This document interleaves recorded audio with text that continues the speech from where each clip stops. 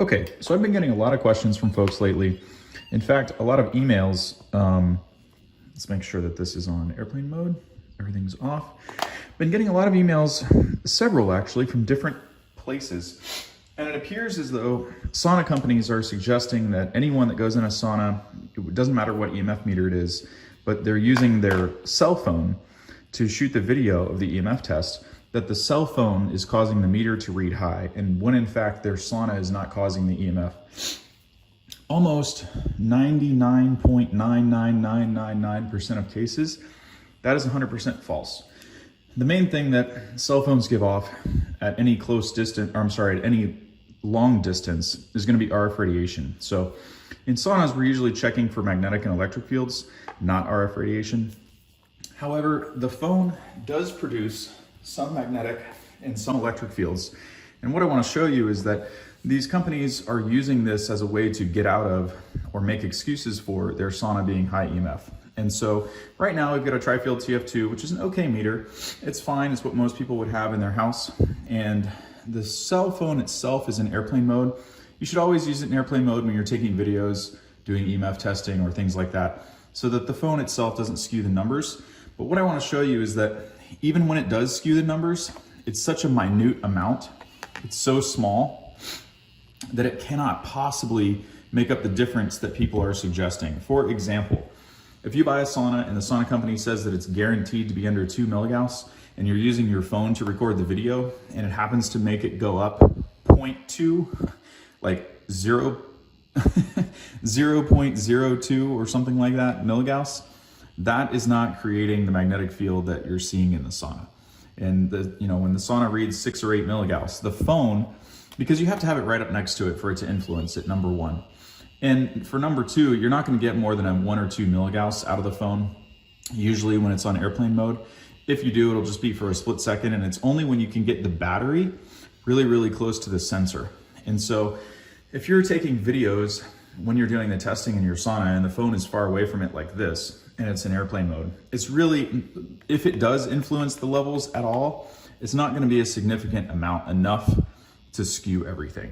And what I want to show you is even if we get the battery and everything else in exactly the right place and like touching the meter, see, if you can generate that same spike just by jumping, just by doing this. So it's impossible for us to create 2 or 3 milligauss with just the phone, just from shooting a video when they're a foot apart recording. So just wanted to debunk that. Same thing for electric fields. Some of the phones do have higher electric fields than the other, but again, it's not going to affect the readings more than 10 volts per meter. And so usually in most of the infrared saunas, the phone could only, cause a skew of 3 or 4 volts per meter. And the sauna is probably going to generate several hundred volts per meter. And so just, people saying that blah, blah, blah, the phone or the way that you're taking the video is what's causing the EMF or whatever. But the only thing that I'm able to get a spike here on is like 30 or 40 volts per meter. If you take this in a sauna that doesn't have electric fields mitigated, and you stick this up to the carbon heater or even a ceramic heater that doesn't have a grounded heat shield in front, you're going to get 800, 900, 1,000 volts per meter. And so the tiny amount that you can't even force the phone to influence the meter is not enough to really account for you making an error just using your phone to record the video. So just want to make a video. I've said this over and over in email, but it didn't make any sense. Hopefully this is thorough. I mean, I'm kind of just saying the same thing over and over, but a lot of times people don't get it until they actually see it. So hopefully that will clear that up, and people will be able to know when they're spotting BS, or when a customer is talking to a salesman after they purchase a sauna and it ends up not being low EMF and they're testing it at home. You'll be able to know right away that the guy's feeding you a bunch of lines. So hope that helps somebody out there.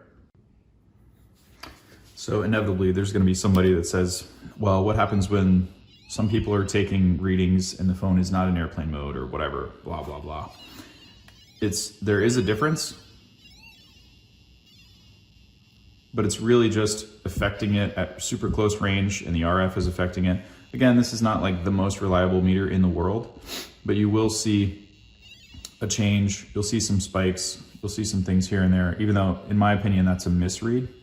But it is higher because before I was doing things like this and it would barely go over 1 milligauss. Now it's at almost 3 consistently, or the peak would be 7.9, but wouldn't trust that. But anyway, again, if it's here, if it's a foot away and you're shooting the video, even with it not in airplane mode, it's not affecting anything that much. So the sauna companies are just trying to get out of having to admit to you that, you know, the sauna that you purchased is not low EMF.